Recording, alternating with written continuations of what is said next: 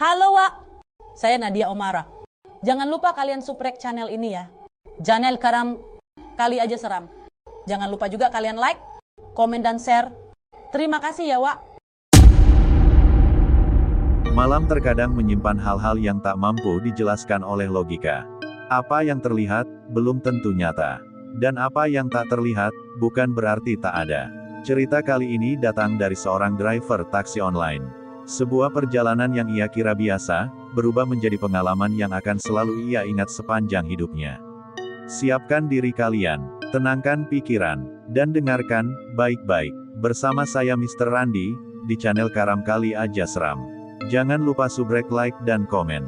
Markilai, mari kita mulai.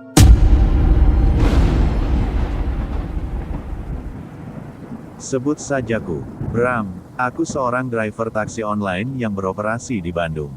Kejadian ini udah lama banget, tapi entah kenapa, tiap kali lewat jalan Laswi, ingatan itu suka muncul lagi. Waktu itu, hampir tengah malam. Aku dapat orderan dari seorang customer, titik jemputnya di jalan Laswi. Setelah pastiin mapnya benar, aku langsung ke sana. Sampai di lokasi, ada seorang perempuan berdiri di pinggir jalan, persis depan bangunan tua bergaya Belanda. Bangunan itu gelap, kosong, tapi perempuan ini berdiri aja sendirian. Tanpa banyak pikir, aku buka kunci pintu. Dia masuk, duduk di jok belakang mobil. Mobilku melaju pelan, melewati jalanan Bandung yang, malam itu bisa dibilang sepi banget. Lampu jalan remang, suara kendaraan lain hampir nggak ada.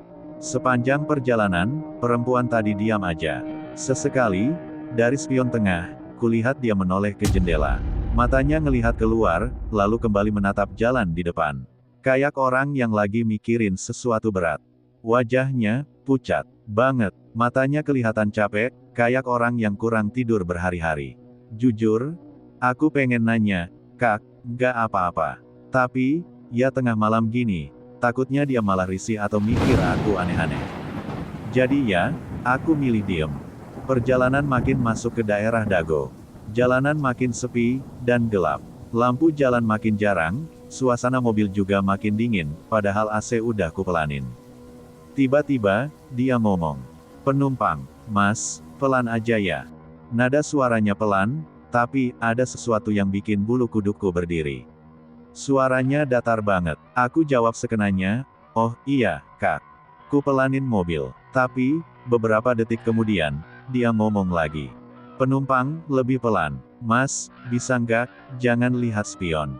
Brak, jantungku kayak diremas. Apa-apaan maksudnya? Aku otomatis nengok spion, dan kosong. Di spion tengah, nggak ada siapa-siapa. Tapi jelas-jelas, aku ngerasa ada yang duduk di belakang.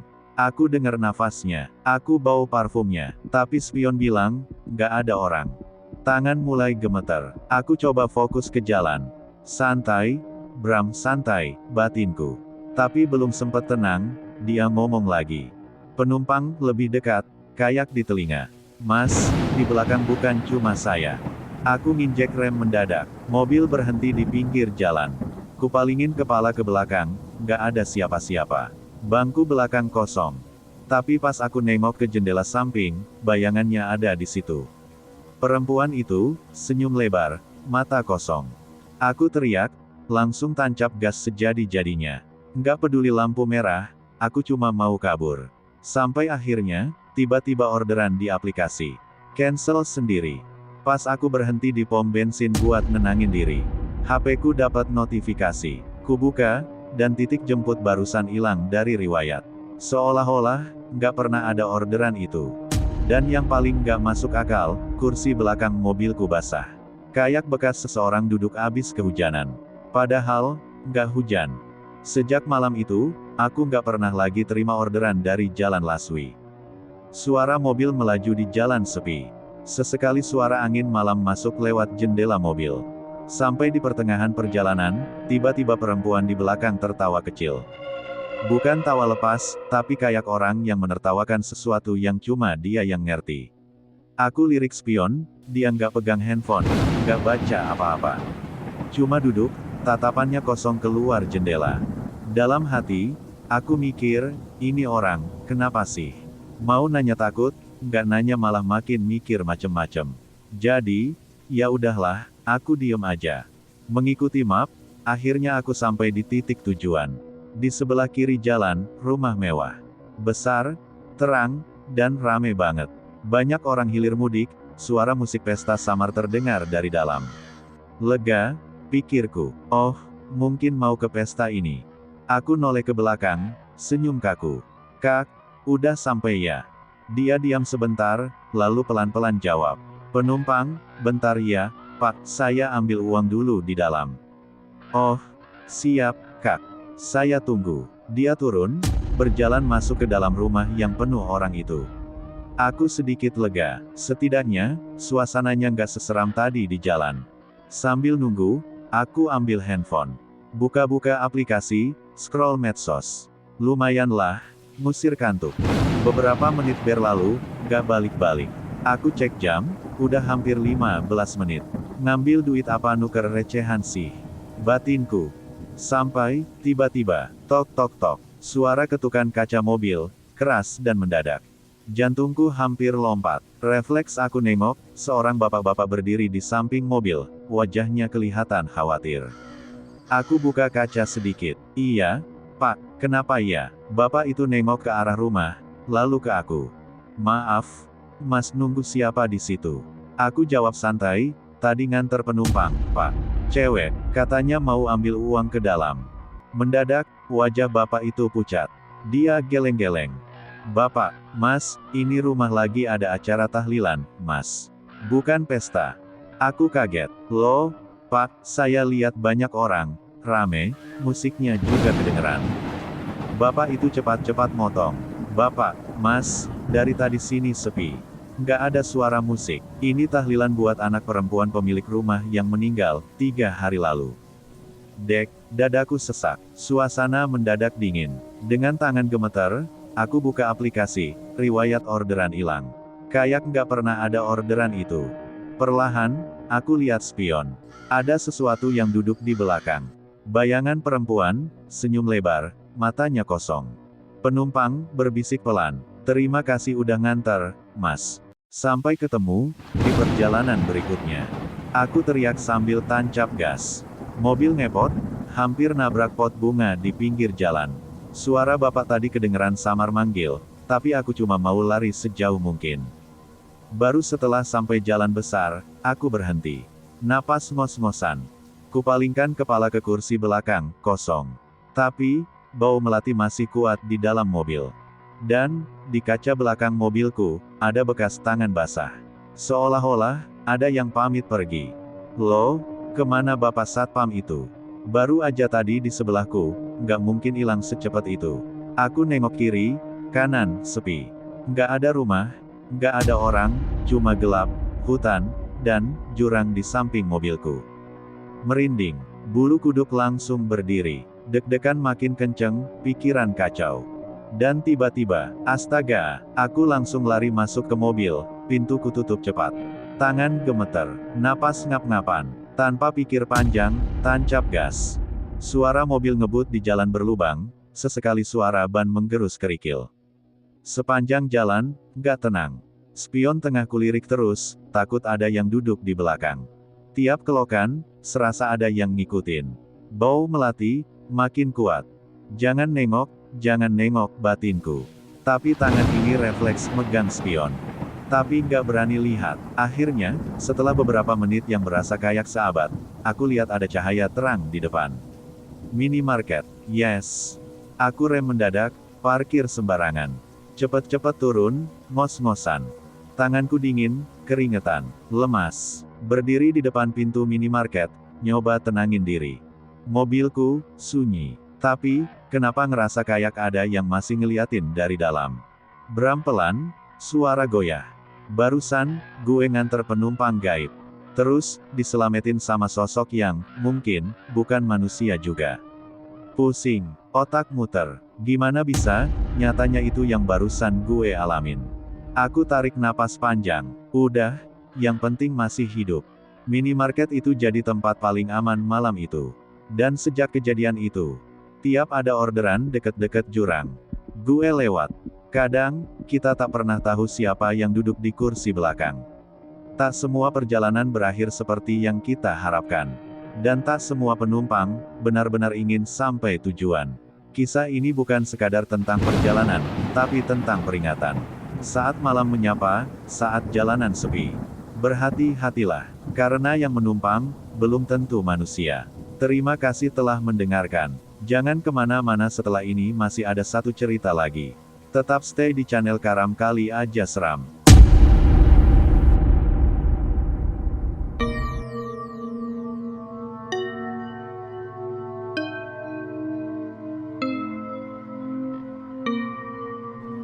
Perempuan di tengah jalan. Jika ada yang bertanya, berapa kali kamu mengalami kejadian seram? Mungkin cerita malam ini adalah salah satu yang paling sulit kulupakan.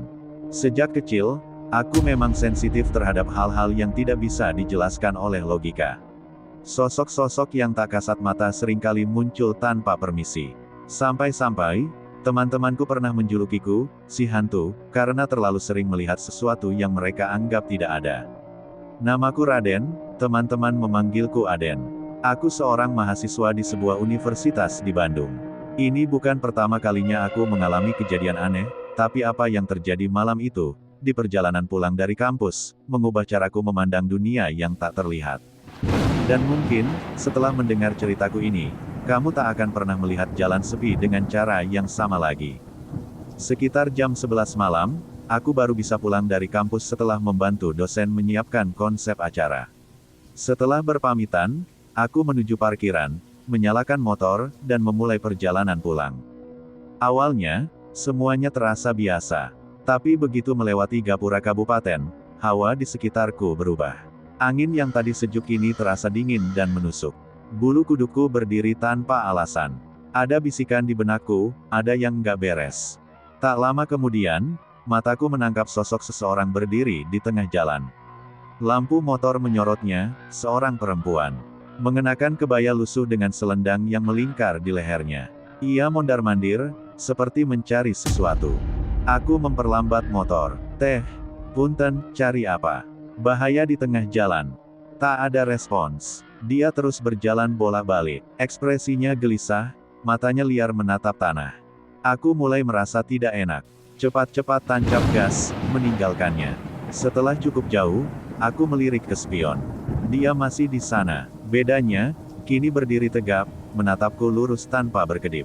Udahlah, fokus jalan, pikirku. Demi cepat sampai rumah, aku memilih jalan pintas. Biasanya ada kendaraan lain, tapi malam itu, sepi sekali. Padahal belum tengah malam. Lalu, brak, motor mendadak mati. Panik, ku tekan tombol starter.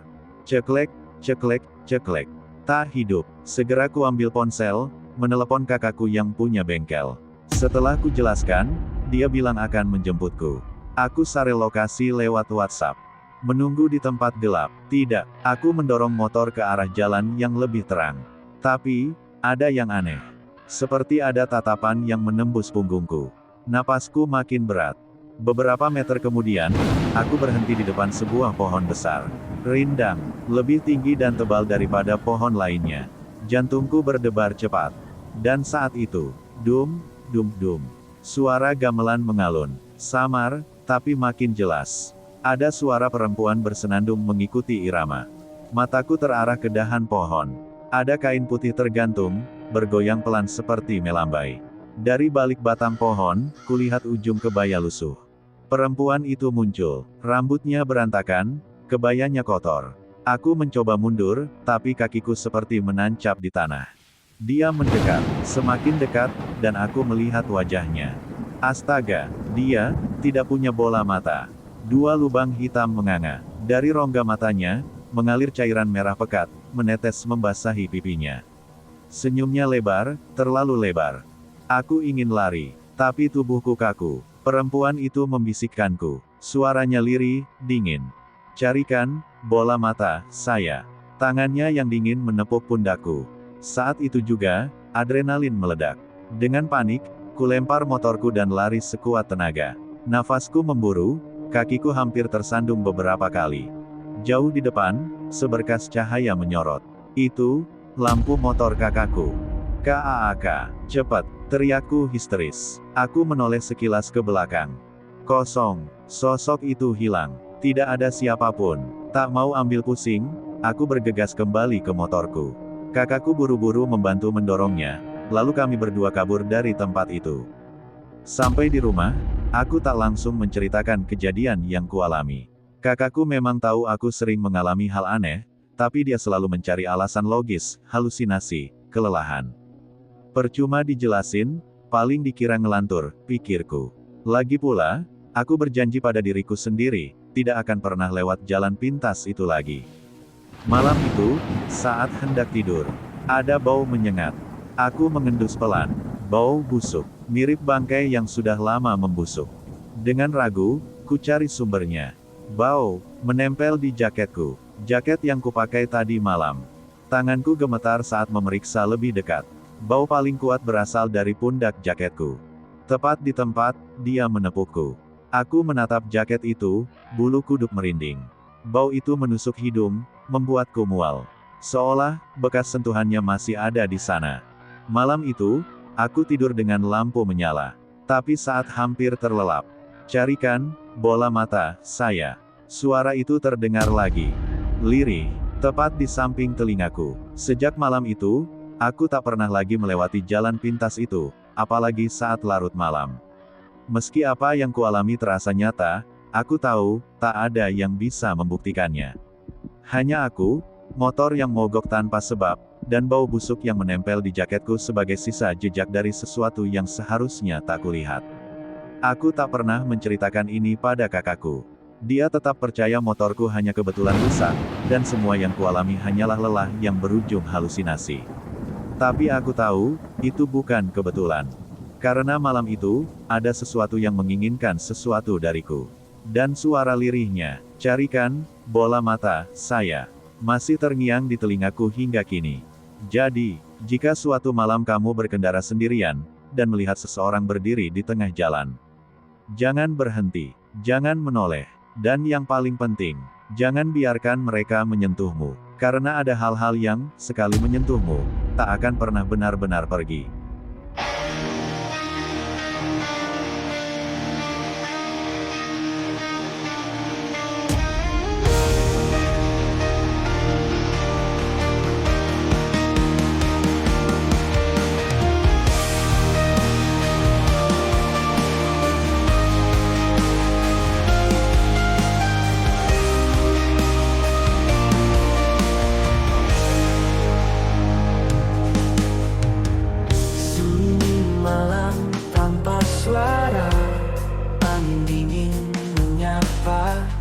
Dari balik jendela kusam, bayangan hitam melintas. Hantu di dalam mimpi, mengintai tanpa henti. Malam ini aku tak sendiri, ada dia bayangan sepi. Ketika bulan sembunyi dalam gelap, ku tak bisa lari. Langkah berat menghantui di lorong sunyi yang tak bertepi. Hantu di dalam mimpi, mengintai tanpa henti. Malam ini aku tak sendiri, ada dia bayangan sepi.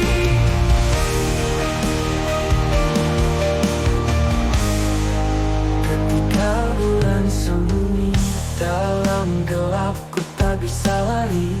Langkah berat menghantui di lorong sunyi yang tak bertepi.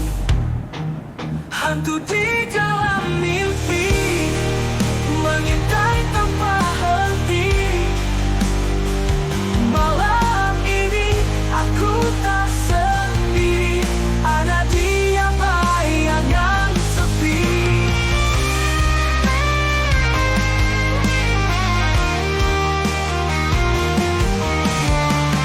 Bisikan dari kegelapan,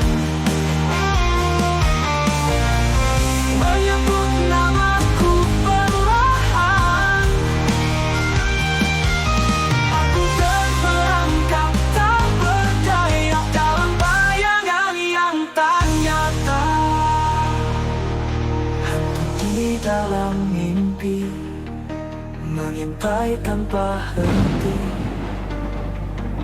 Malam ini aku tak sendiri, ada dia bayangan sepi. Sunyi kembali melingkupi